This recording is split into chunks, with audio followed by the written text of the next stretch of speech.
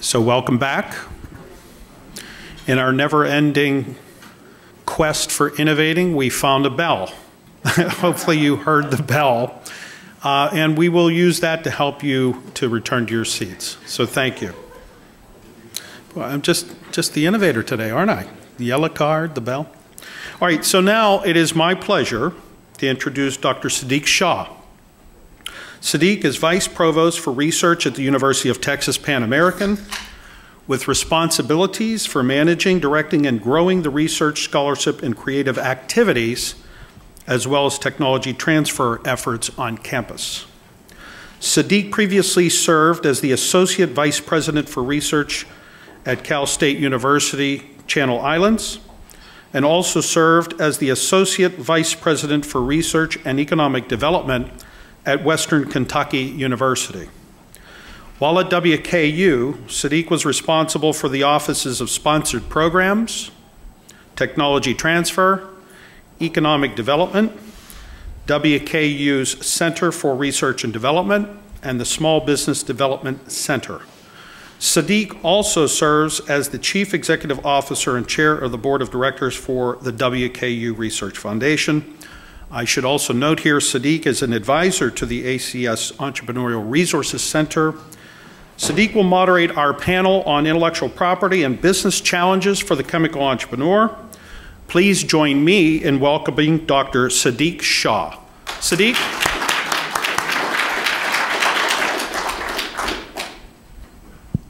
Okay, this one is working, so we'll make it happen. I want to thank Madeline, Ken, Dave, Roger, and Angela for putting together this program. It always takes a team to make things happen. One individual cannot do that. So I really appreciate the comments and the support that Madeline and Ken and the rest of the team has put together to start a new culture within the American Chemical Society. Think about it. There are 165,000 members, chemists, and what are we trained to do? Create intellectual property. That's what our training is about. When we go to universities and we get our degrees, we're taught to go work for corporations or do research at universities. Unfortunately, the missing link is we're never taught how to protect that intellectual property, how to manage it, and how to translate that into a commercial product or service. That's the missing link. So Dan, thank you for your comments. I hope that within the next decade or two, we're also going to bring about a revolution in the way we teach different disciplines at universities. Even though we're making strides and we're trying to change things, unfortunately, change is always a little bit slow in an academic setting because we're tied by the accreditation bodies. We cannot change things overnight because we are going to be visited by the accreditation bodies to accredit our degrees. So therefore, another group that we have to advocate in terms of changing the academic educational curriculum is the accrediting bodies that we have to remember. So let me start. What we're going to try to do is, my partner in crime, Raymond Stewart, and myself, we are going to focus in this session on framing the conversation about entrepreneurship, the entire life cycle. There are challenges and opportunities that we're not going to be able to go into a lot of details, but we want to leave you with some thoughts there so that the rest of the conversation today and tomorrow is going to encompass it and we can elaborate on all those different aspects of it. And hopefully, through the networking sessions, through the breaks, etc., we're going to be able to connect with each other so that we can take that conversation to the next level. So let me begin with my first slide. For a new business, what are some of the critical elements that we have to pay attention to? Now, obviously, you can't do that without an entrepreneur, somebody who sees an opportunity where the others don't. Okay? That entrepreneur is going to play an important role in identifying a need in the society which is either met fully or partially. Both of those create opportunities for the entrepreneur to come up with a solution. You may have a technology or a service or a product in the marketplace, but it doesn't quite fully meet the need. And therefore, somebody by the name of an entrepreneur is going to be thinking outside the box and say, wait a minute, what if we did this? Okay? That's where you start. And ultimately, the goal is to come up with a product or a service based on some intellectual property or technology. Okay? Now, most of us are chemists. Most engineers and scientists are superb in being creative in coming up with solutions, identifying problems and coming up with solutions, therefore developing new intellectual property, that based on which we can develop a new product or a service. But sometimes, just because I may have a patent on a given idea, that may not be sufficient for me to be able to go to the next level. When we're talking about business startup and successfully launching it so that ultimately we can exit or go the IPO route, it may require going to other sources so that we can license or acquire some additional technology so that we can build a technology or patent portfolio that will enable the startup company to be able to successfully go beyond just one product. And I can give you later on question and answer sessions examples of companies that started out with one product, but they realized they can't go very far with it.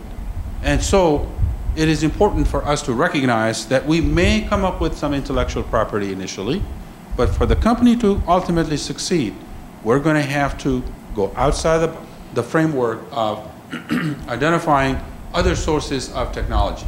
And we'll talk about that a little bit. Obviously, you have to have a blueprint in place from concept all the way to the exit stage. What are the different considerations and how are you going to get there? Because if you don't have the roadmap, you can get lost on the way. And there are thousands of companies that didn't make it because they didn't have that blueprint. So it is absolutely critical that we have a business plan in place, and the execution of that business plan is the most important thing. Just because I have a business plan in place, it doesn't guarantee that I'm going to be successful. It's the execution that makes the big difference there. So, where do you go to acquire that technology? It just so happens that in the US, there are lots of sources of that additional technology, in addition to what you already discovered. You can go to federal research laboratories. You can go to an existing corporation, such as IBM, I'm just giving you a few names, 3M, or other companies, or you can go to universities. They do the basic research. National Science Foundation, NIH, and total 12 federal agencies are mandated to support research and development in this country.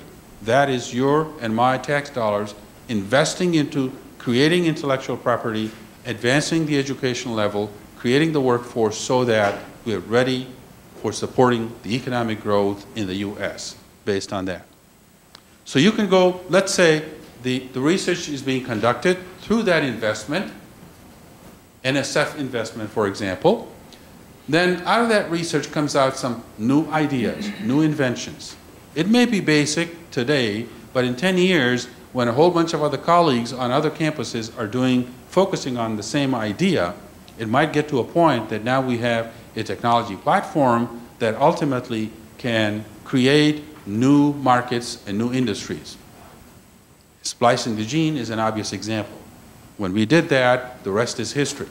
So what happens to that creation leads to an invention disclosure, whether you are at a federal research laboratory or at a university, that disclosure, or at a corporation.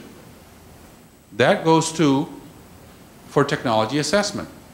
Does this technology offer a scalable opportunity for us so that we can make a decision that it is worth our investment to pursue patent protection? Because if you pursue the patent protection, that is not an inexpensive proposition, especially when you're talking about PCT and staging it to go to other countries, Canada, Europe, in Asia, etc. So that's an expensive proposition. That technology, that invention disclosure is going to be assessed from the technology standpoint, number one, and second, from the marketing standpoint, is this something that somebody is going to be interested in to take it to the next level? Is it going to be worth their investment so that you can legally protect it and then take it to commercialization, finally have a product or service based on that? After that assessment is done, then it makes sense to pursue the patent protection. Okay? The next stage, obviously, is then you have to connect that technology that is now being legally protected with somebody, either an entrepreneur who may want to start a business based on that technology platform, or an existing company that want to gain a competitive advantage in the marketplace by expanding their patent portfolio. They may create a new product based on it, or it might give them an advantage based on existing technology platforms that they have, but the portfolio has certain gaps, and it may fill that gap such that now they are better prepared in the marketplace to compete and be the leaders in the marketplace. So it will lead to then, through that interaction with the private sector, whether it's a startup company or an existing company, the very first question business development and R&D VPs will be asking, I'm interested in this technology, however, I don't think it is ready for me to make the decision that I want to license it.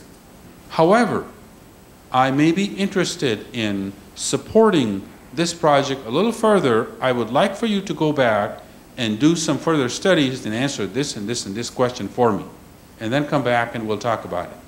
Now, there are two ways it can go. One is they may not sponsor that research based on those questions, but if the interest is high enough, they don't want to let go of that idea, then they will tell you, let me sponsor your project.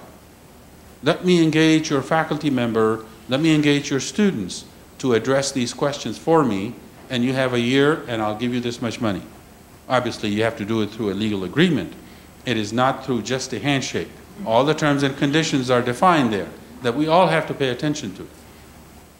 At the end of that sponsor project, now you have enough information that that corporation or that entrepreneur is in a position to say, now it makes sense for me that I am willing to negotiate a licensing agreement and move forward and make my investment further to take it to the next step. Or the answer could be, I'm sorry to hear that the results are such that they're not quite what I was looking for. This is not a personal agenda here. This is trying to make the right business decision here. There is an initial investment. That's a risk. It may lead to some positive results. It may lead to some negative results. Either way, the decision is going to be made, and then you can go forward to the next step. If you're successful, what will happen is that the company will take it and commercialize it, and some royalty payments will come back to either Federal Research Laboratory or the university, and that money, based on the intellectual property policy of the federal agency or the university, will be distributed. Based on the Bayh-Dole Act that was enacted in 1980, it encourages these institutions and organizations to split or share that revenue with the inventors. So it's a win-win solution for the corporation, for the society, because new jobs are created, it supports the economy, new tax base, and also it helps the individuals who are the inventors here. All right, so let's step back a little bit and talk about, and we already touched upon some of these concepts, that the technology rights, early stage, you could be negotiating with the Technology Transfer Office at a federal research laboratory or at a university for a broad spectrum of agreements. I've just listed a few common ones here. Material transfer agreement, because the company or the entrepreneur may say, okay, I want this biological sample, I want to do some studies. They're not ready to sponsor the project and have the research done at the university, but they are interested in accessing a sample, they want to do certain studies. Obviously, we have to negotiate what they can and cannot do with that sample and define who is going to own ultimately the intellectual property. So material transfer agreement is protecting the rights and also dealing with liability issues and what we can do further when it gets to a certain stage. Okay?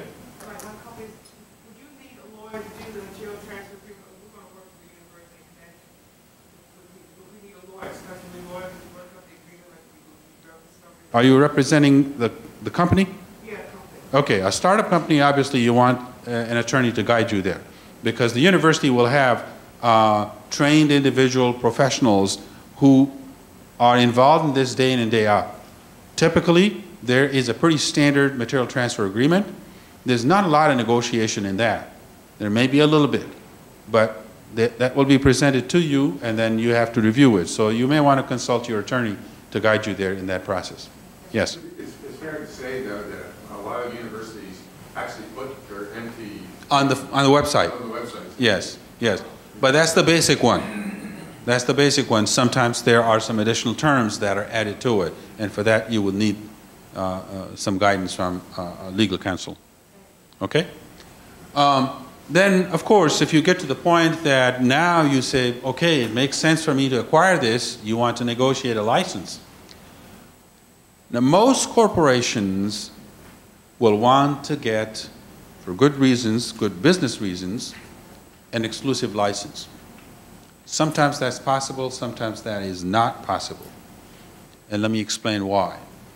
If the technology was created with your and my tax dollars, meaning National Science Foundation, NIH, Department of Energy, regardless of what the agency is, if it was created with federal dollars through federal funding, the universities and federal research laboratories are all, by Bayh-Dole Act, obligated to give a non-exclusive license to that agency, to the federal government. If they ever need to use that technology for national needs, they have that license built in. In return for giving the ownership rights to the university, they retain that right. And how frequently do these agencies trigger that? Not that common. But it is built in. There are examples where, especially for Department of Defense, that will happen.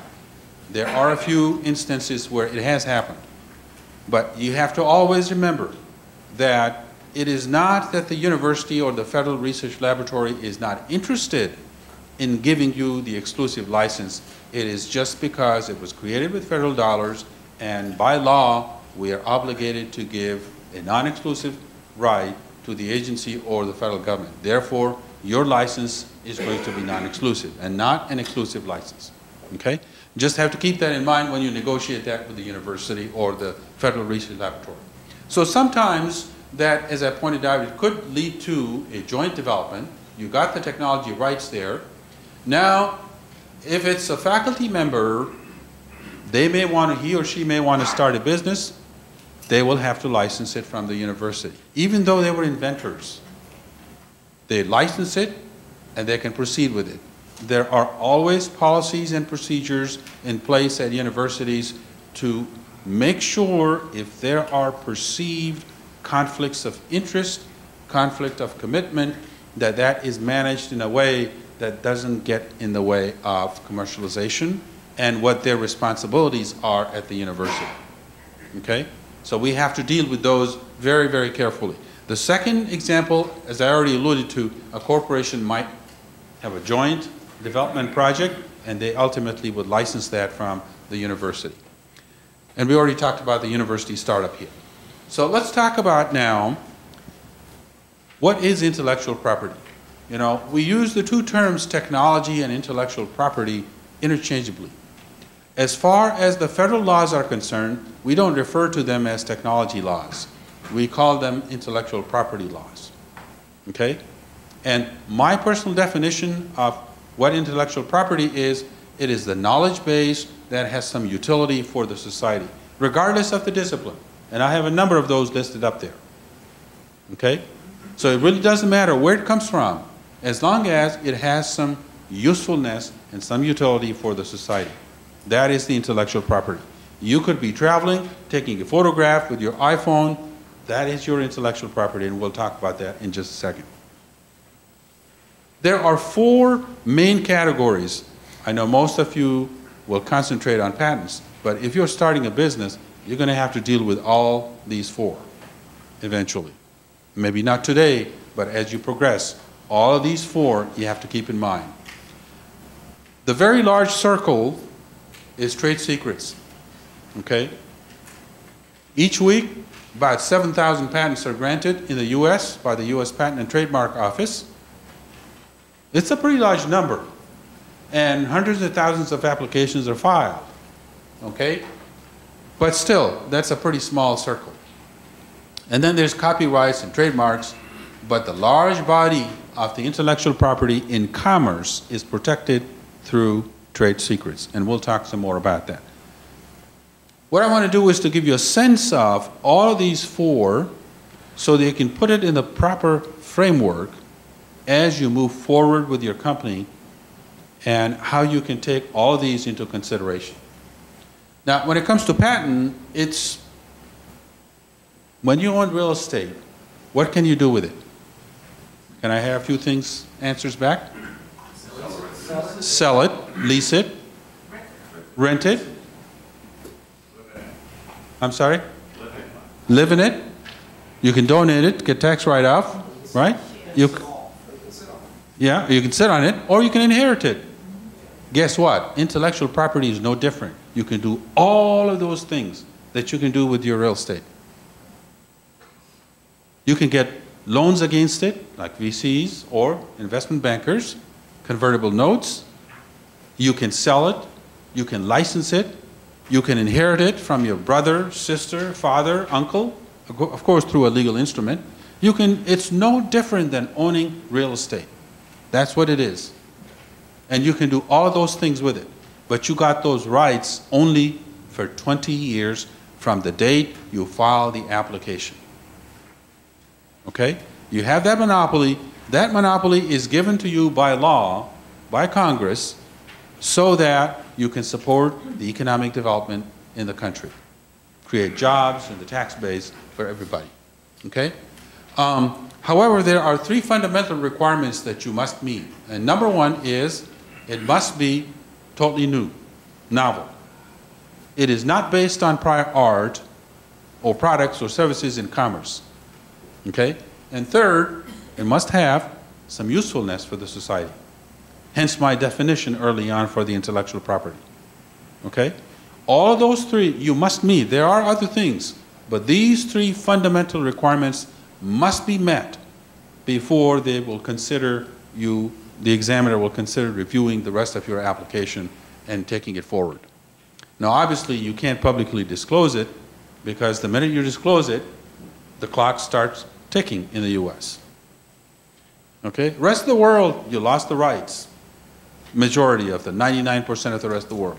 You lose the rights the minute you publicly say something about it, you offer it for sale, or you demonstrate it, or you send your abstract to a conference. The minute you do that, the clock starts ticking, 1 year. Within that, you have to file the patent application. If you don't, you're barred from ownership rights. So you have to pay special attention to public disclosure and conversations you have. That's why most entrepreneurs will talk in general terms and not give you the details.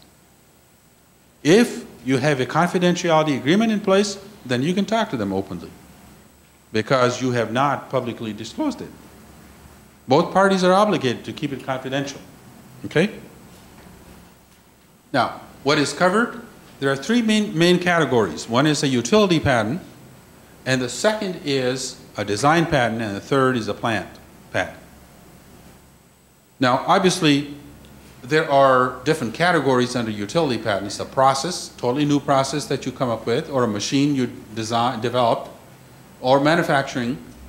Large body of patents under utility patents are in this category. Composition of matter, because composition of matter doesn't necessarily mean a new molecule. It could be combining existing molecules with totally new properties. Now, you and I are both from our childhood, our moms have exposed us to do some painting with our fingers in the kitchen floor. And let me ask you a question. When you mix yellow and blue, what do you get? Anybody thinks we would get red? Everybody agrees. So if you file a patent where you say, you know, I mixed yellow and blue and I got green, give me a patent, you won't get it.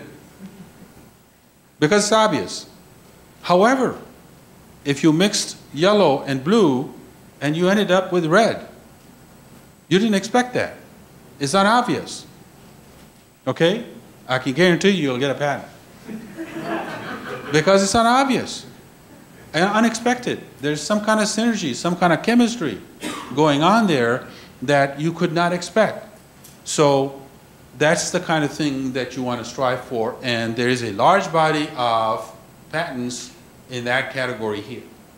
They're blending so many different chemicals in the formulation that they end up with some unique properties, and those unique properties make it a different product, and therefore they can legally protect it through a patent. A design patent is not very strong. It's typically for 14 years, but it's only for the ornamental aspect of it. You know, a totally new design for a microphone or a projector, remote control, or a chair. It's only good for that, not the engineering or the material aspect of it. So it's not very powerful, but some people can use it. The plant patent is primarily for those kinds of plants that are not propagated. They are propagated asexually.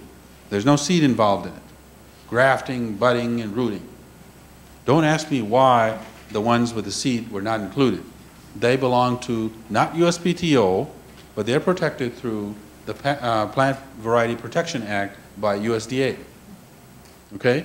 And I'm sure some of my attorneys or colleagues who are attorneys, they'll be able to tell me what was the debate in Congress that they separated the two and took it away from USPTO. I'm sure there were some good reasons for it, but I don't really know the answer to that question. However, seed-based are then dealt with by USDA. Okay? So let's talk about the trademarks. You know, the trademark really could be any combination of these or any one of these individual categories. It could be a word or a name or a symbol or a slogan or a design. All of these are designed to catch the attention of the customer instantaneously. Now, I can stand up here as an entrepreneur and tell you about my product for an hour. That wouldn't be the most effective way for me to convince you to buy my product. But if I can come up with a way, you are in a hurry because you missed the breakfast this morning, you want to go grab the coffee and the donut, I need to come up with a clever way to be able to connect with you. So when you walk through the frozen aisles at the grocery store, you will see some of the frozen food is certain colors. That is also trademarked. Okay? The trademark has business value, but it is an intellectual property. Because you're trying to connect with the customers, they identify as to who came up with this product. When you say HP, Hewlett-Packard, HP, everybody knows what you're talking about. Right away, there's a connection. Okay? And I think my next slide has some examples here. NBC, Evening News, there's some music played. That's trademarked. Harley-Davidson brings in $1 billion based on licensing the rights to use their logo, their trademark, for other products, to promote other products. Okay? It is intellectual property that ultimately is going to generate revenue for you. Now, let's talk about copyrights. Now, you might say that, well, copyright doesn't apply to me for my business. Believe me, at some point it is going to apply to your business as well. And what is typically covered through copyrights is a long list here. Generally speaking, computer programs are protected through copyrights. However, remember under utility patents, a process category? if you can convince the examiner, or your patent attorney can convince the examiner, this is really not a computer program per se, but it's a process or a business process, you might get a patent. And that will give you totally different competitive advantage there. These are some of the fundamental rights that you as a creator for copyrighted material will have. Only you as the creator can reproduce, make copies. No one else can do that. They are infringing on your rights. And you can take them to court. And only you can distribute it as the original creator. Only you can perform it in public. You know, if it's choreography or music, only you can display it or modify it. When you have a book that you publish to a publisher, there's typically a one-pager. You sign it, copyrights are transferred to them. All of these 5 rights are transferred to them. So now, if the publisher wants to come up with a second edition, you're no longer the owner. The publisher is. The publisher is in a position to decide to come back to you because you're the expert to revise the book and come up with the next edition, but they're not obligated. They can go to somebody else and revise it.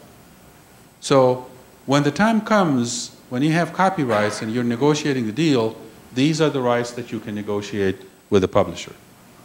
Okay? Some people do that very artfully. That's not that easy.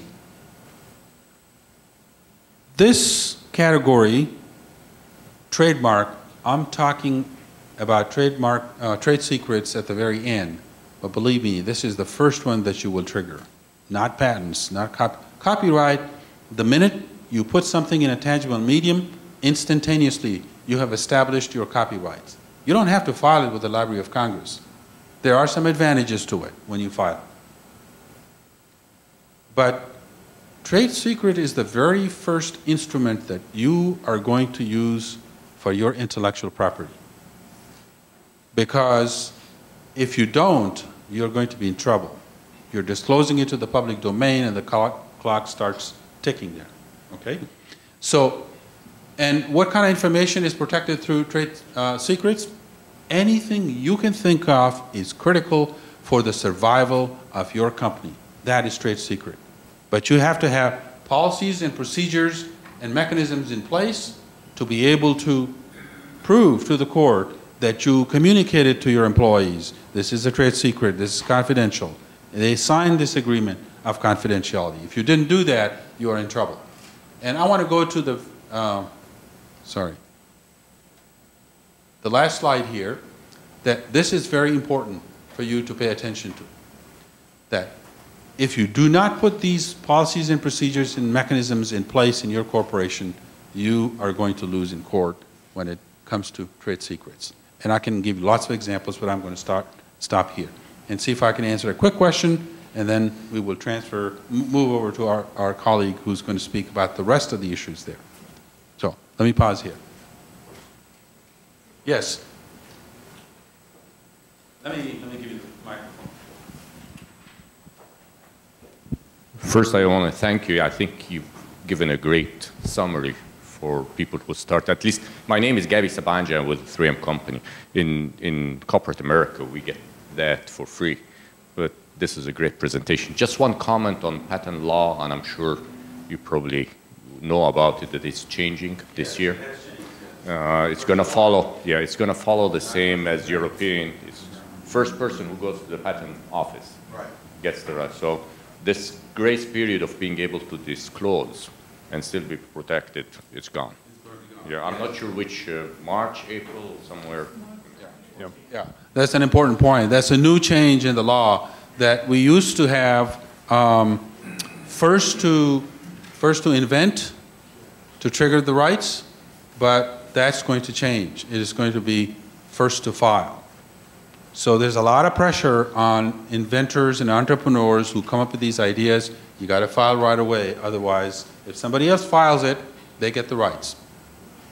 Yes, back there. Yeah, I have a loud voice. Maybe I can just... Sure. Thank you very much for your presentation. I have a question as an academic, and you would likely be somebody I would deal with at my university. Say I came across, oh, we need it, okay.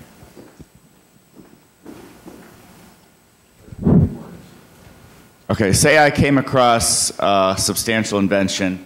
I wanted to go out, patent it, monetize it. Let's say we got through the patent process. What do you think would be something that your university would provide to enable that professor to go out and run with the patent? I'm thinking about, you know, are things such as release time, things such as university funding of practical interest? That's a great point. Typically, when the invention disclosure is filed with the Technology Transfer Office, and they make the assessment, and it makes business sense that this is something worth protecting, the university invests into the patent prosecution, not the individual inventor or faculty member. According to the IP policy, and that's pretty much universal in all universities, that when the royalty payments come in, then at that point you first recover your legal cost, and after that the royalty is then split based on the IP policy distribution formula. So that's the first thing. Second is that universities have policies in place that if faculty members want to launch a business based on that, they can, as I pointed out early on, they can license that technology and then launch the business, and then obviously they have to work out the arrangements of whether the faculty member wants to have sabbatical leave to be able to go ahead and work full-time in their company. Okay, so I'm going to stop. I hope that answered the questions, but let's continue that conversation. I can elaborate on it. I don't want to cut into the time for my colleague there. So now we're going to cover some other aspects in the life cycle of the business, and I'm very pleased to introduce my colleague Raymond Stewart. He has been in this business for a long time, 25 years or longer. Easy now, easy. Easy. And I'm going to have him tell you a little bit more about his background so that you get a sense of what he brings to the table and how he can help entrepreneurs. So let me pass it over to him. Thank you. Thank you. Actually, I think this is working, right? This, okay, great. Well, let's just put this over here. Siddiq, thank you. Let me give you a little background here. But first of all, Ken, when he invited me to speak, asked me to bring prizes. And so I brought prizes back there. And I'm just wondering, all you smart scientists, you engineers and so forth, does anyone know what this is? This is some of the, yes, it's a little telephone or iPhone, or so it's a pretty simple thing. You just pull it out like that and lift it out, and then you can lay your phone on it, okay? And my secretary said, do we need to have instructions on how to unfold this? And I said, no. But so I saw a lot of folks just look at it and pass it by, so please grab them. We've got plenty of them. The other thing I brought was some materials. I've got a copy of my slides that I'm going to go through here quickly. I also have a more detailed handout, which really the slides kind of track the handout, so you'll see that. And I also brought some other materials relating to some international trade and compliance issues for those that are focusing on cross-border transactions, which is a big part of it. Quickly, my background. I'm a lawyer, and I know some of the lawyers have taken some shots. The lawyers have taken some shots here today, but and by the way, Siddiq did a great job on the IP stuff, and you know why? Because he's not a lawyer, and he just went through it so well. So that was one of the best presentations of IP that I've heard. I'm not going to do that, and I'm really not an IP lawyer. I'm more of a transactional lawyer, which will be the focus of my slides. So it's the business aspects of doing what Siddiq just talked about. Once you've got this concept and idea, how do you protect it, which is the whole IP thing, right? And then secondly, I think Siddiq mentioned a handshake concept, which as a lawyer, I love that when there's a handshake on something, because that usually means that I get involved a little bit more extensively than You know, as I tell my clients, you can pay me now or you can pay me later, the old, you know, the other thing. So, and so my background is a little unique in that I'm not as with all the stuff that Ken has, but I've got also a CPA. I'm a CPA as well. Also have a LLM in tax, so I've got an advanced law degree in taxation. For the educators in here, I was actually an adjunct professor at Georgetown University in Washington, and I taught taxation of international transactions. So if you guys want to stick around, we can go through that for those interested in that. So my client base is typically those entrepreneurs that have a great idea, have a startup situation, are typically looking to protect that, typically looking to come up with some kind of structure that they can tuck that into. And when you think about it, it's really a life cycle of the business. So you first have to create the business, right? You then have to grow the business, nourish the business, make sure you're complying with things, filing tax returns, doing all the things. Sometimes that requires some kind of a capital raise of some sort. Walking around a little bit beforehand, I picked up two things from my conversations. I just kind of walked around to the tables, and the first thing I came up with was that when I asked them, the person, you guys, what you were up to, I didn't understand much of what you guys were up to because it's very technical chemistry kind of stuff. The second thing I asked was, what do you expect to get out of this? And they said, we hope to raise some money, make some money connections. So that is typically, in order to do that, you have to have the thing structured properly. You got to have the thing to a point where you can appeal to the investor.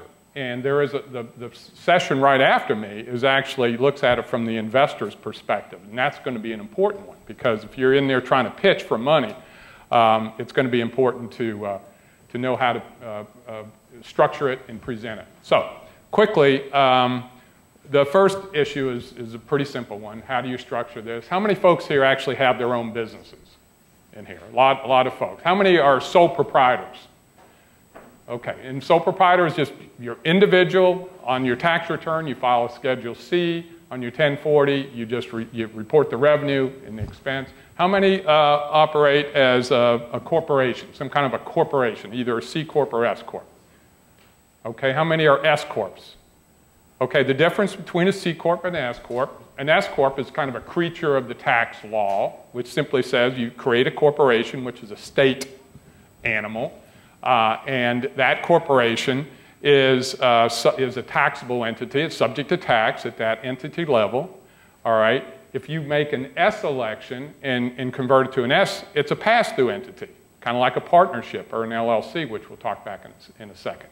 So there's some advantage of having a corporation over, say, a sole proprietorship because there's limited liability. So if something blows up, something crazy happens, and if you're just operating as a business, as a sole proprietor, someone can sue you, okay? If you're operating through an entity like a corporation, either S or C, you have that limited liability. So they can only go after the assets that are in that corporation, all right?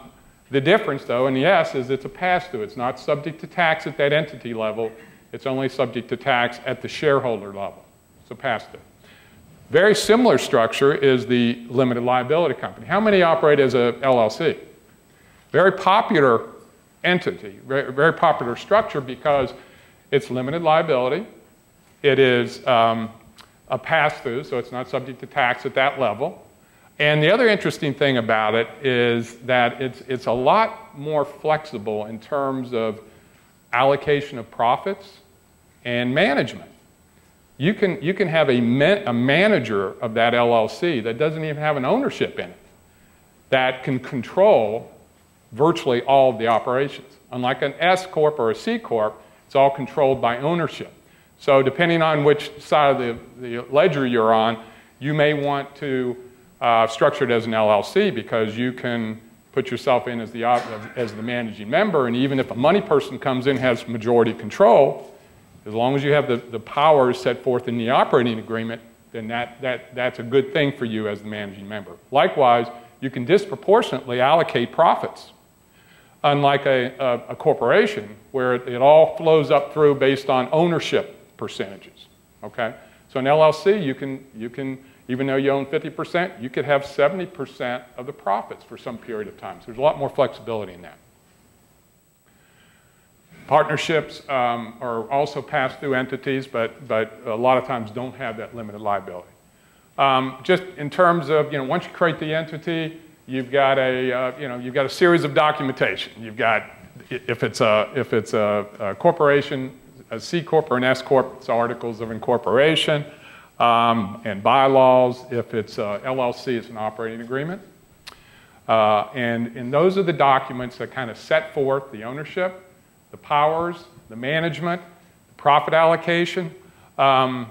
There are also usually embedded in there transferability issues and restrictions, so that if you go into business with someone, they can't just sell their interest and all of a sudden you're in business with their spouse or something like that. So that's usually embedded in there. Minutes are usually attributable to corporations or LLCs. Capitalization, I mentioned it because it's a, is it voting? Is it non-voting? Is it warrants, options?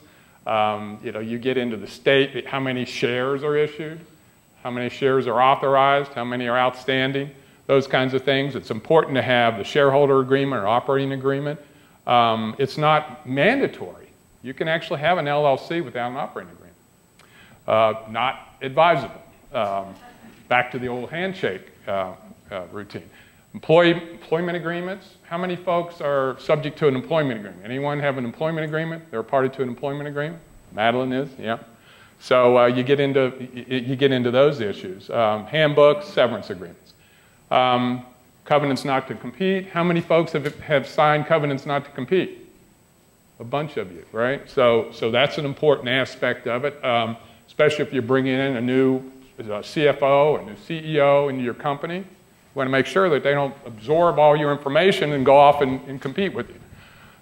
D&O coverage, very important. The insurance aspects of if something happens.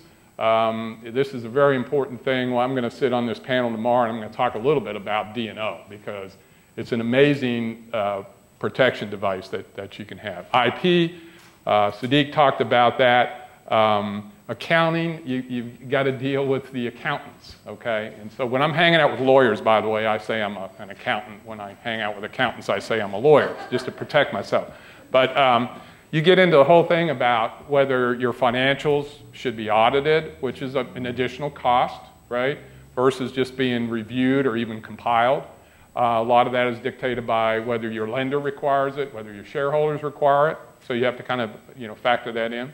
I mentioned briefly to the extent that there are any cross-border sales or licensing of technology, there's a whole body of law, international trade law out there. Anyone have cross-border transactions in here?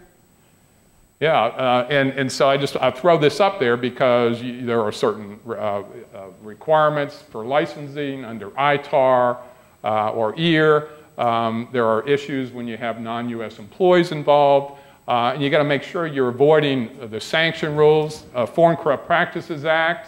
You can't go over and bribe some foreign official in order to get a contract, which is, by the way, kind of business as usual in a lot of these jurisdictions, a lot of these countries.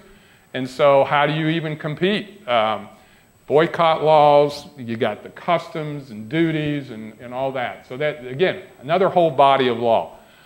Fortunately, I surround myself with 400 lawyers that have expertise in all these areas, so I know enough to just point you in the right direction.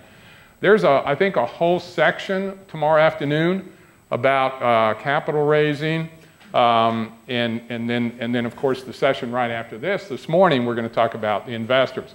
Sources of capital are endless. We talked about shortage of capital. The 3Fs, family, friends, and fools. So, sometimes they're interchangeable. Sometimes they're, credit cards. Anyone seen Shark Tank, the show Shark Tank? It's kind of a cool thing. You know, you've got all these entrepreneurs that go into these savvy sharks, these investors, you know, and they pitch their thing and they try to get them to invest. It's an interesting concept. VCs, which is where I made a point that sometimes it's important not just to get the money, but to get the expertise. The Shark Tank guys, big part of what they offer is that they've got connections and networks and marketing and all that kind of stuff, which is important too. So you've got other things. EB-5s. Anyone know what EB-5 is? Yeah. So let's say I'm a foreigner. Yeah. Come over here. The State Department has a program. I can put $500,000 and invest in the business, and in turn, I can get preferential treatment and get a U.S. citizen. That's exactly right. You buy a green card. They're for sale for $500,000. It's great. There was a great article just, I think, 2 days ago in the Washington Post that talked about how this Danish family up in Michigan doing cow farming they got their green cards because they invested in the Marriott Marquis down at the convention center in Washington, D.C. It's crazy. You get into the federal and state financing issues. That's the government partnership, which is big in your all's industry. We talk about private placements, IPOs, those are ways to raise capital. All these things are ways to raise capital. I'm going to skip this because we've got a whole session next on what the investors are looking for. The big thing right there is the fourth bullet point. Where's that little red thing? Yeah, management team, management. That's as important as anything. Even better than the ideas, the management, track record. Private placement, we talked about PPM, private placement memorandum. It's a private versus an IPO, which is a public raise. The big thing there are the 3 Ds, disclosure, disclosure, disclosure. You just got to make sure, as if you're raising capital, you just put everything on the table. Because if something blows up and the investor comes back and say, hey, you didn't tell me that. And you go, well, you know what, actually I did. And the whole Reg D offering is where you put together an actual document, private placement memorandum, which throws out all the risks. And usually when I put something like that together, I said, you know what, you might as well take your money and flush it down the toilet because this is likely not to be worth a dang thing. And that actually protects the issuer. You've got a lot of the federal and the state filings, IPOs, we call them DPOs. These are the entities that are public, and you kind of backdoor a business into these public shells. You've probably seen some of that. Exit strategies also covered tomorrow afternoon.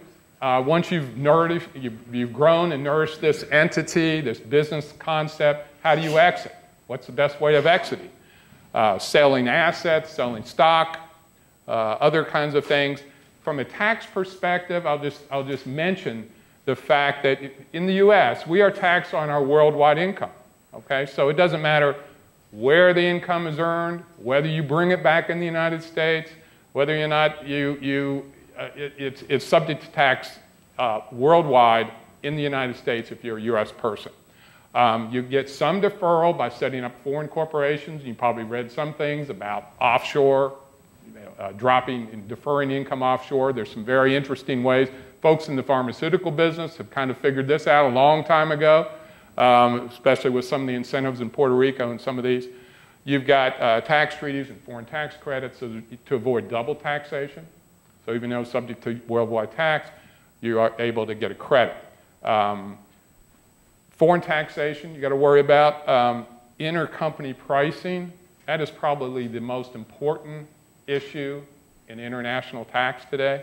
And that's the pricing between related parties, because the IRS wants to make sure you're fully paying tax on all your profits in the U.S. rather than parking it offshore. That's a big thing on the agenda. And then finally, the IP part of it, which again Sadiq covered beautifully. And so that is really a 50,000-foot view of the creation, the nourishment, and the ultimate exit in a company. I'm going to be around over the next couple days, and again, this is just a high view, but certainly can entertain questions now, or we can wait till the break or whatever. Thank you. Please Join me in thanking Sadiq and Ray.